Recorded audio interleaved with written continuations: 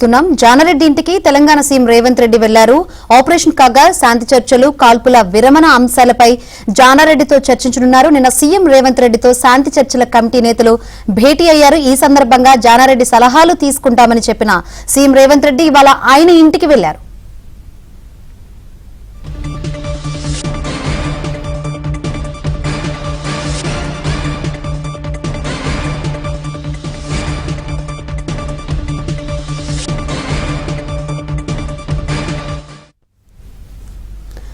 జానారెడ్డి ఇంటికి తెలంగాణ సీఎం రేవంత్ రెడ్డి వెళ్లారు. ఇదే అంశానికి సంబంధించి మరిన్ని వివరాలు అందించేందుకు మా ప్రతినిధి సిద్ధార్థ సిద్ధంగా ఉన్నారు.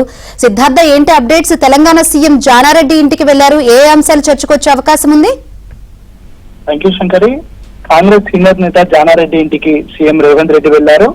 ఆపరేషన్ కగార్, శాంతి చర్చలు, కాల్పుల విరమణ తదితర అంశాలపై జానారెడ్డితో సీఎం రేవంత్ రెడ్డి చర్చించే అవకాశం ఉంది. నిన్న సీఎం రేవంత్ రెడ్డితోని కొంతమంది తెలంగాణకు సంబంధించినటువంటి శాంతి చర్చల కమిటీ నేతలు భేటీ అయ్యారు. ఈ భేటీలో గతంలో ఈ శాంతి చర్చలకు సంబంధించి కానీ, కాల్పుల విరమణకు సంబంధించినటువంటి అంశానికి సంబంధించి కానీ వీటిలో జానారెడ్డికి ఎక్స్పీరియన్స్ ఉంది. గతంలో చర్చలు జరిగినప్పుడు జానారెడ్డి హోమ్ మినిస్టర్ గా ఉన్నాడు, చాలా కీలకమైన పాత్ర కూడా పోషించారు. ఈ నేపథ్యంలో ఈ అంశాలకు సంబంధించి జానారెడ్డితోని సలహాలు, సూచనలు తీసుకుంటామని సీఎం రేవంత్ రెడ్డి శాంతి చర్చల కమిటీకి తెలిపారు. ఈ నేపథ్యంలోనే సీఎం రేవంత్ రెడ్డి జానారెడ్డిని కలిసి ఈ అంశాలపై చర్చించే అవకాశం ఉన్నట్టు తెలుస్తా ఉంది.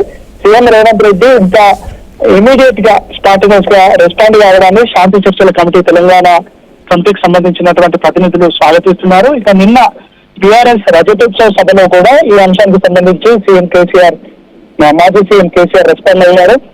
శాంతి చర్చలు జరగాలని మావోయిస్టులు డిమాండ్ చేస్తున్నారు. ఈ శాంతి చర్చలు జరపాలి, దాంతో పాటు కాల్పుల విరమణను ఖచ్చితంగా పాటించాలి. ఈ అంశాలకు సంబంధించి తాను పార్టీ అధ్యక్షుడిగా, ప్రతిపక్ష నేతగా ఢిల్లీకి అంటే కేంద్ర ప్రభుత్వానికి లెటర్ రాస్తాననే విషయాన్ని కూడా ఆయన ప్రకటించారు.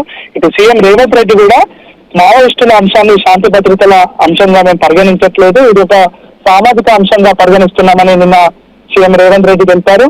మొత్తానికైతే మావోయిస్టులు డిమాండ్ చేస్తున్నటువంటి శాంతి చర్చలు కానీ, ఈ కాల్పుల విరమణ కానీ దీనికి సంబంధించి తెలంగాణ ప్రభుత్వం ఒక ఇనిషియేషన్ తీసుకుంటే మిగతా రాష్ట్ర ప్రభుత్వాలపై కూడా దీని ప్రభావం పడుతుంది. మిగతా రాష్ట్ర ప్రభుత్వాలు కూడా ఇమీడియట్ గా రెస్పాండ్ అయితే ఈ శాంతి చర్చలకు సంబంధించినటువంటి అంశం తెర మీదకి వస్తుంది. కేంద్ర ప్రభుత్వం మీద ఒత్తిడి వస్తుంది. దీంతో చర్చలు జరిగే అవకాశం అయితే స్పష్టంగా కనిపిస్తా ఉన్నాయి. Thank you Siddhartha.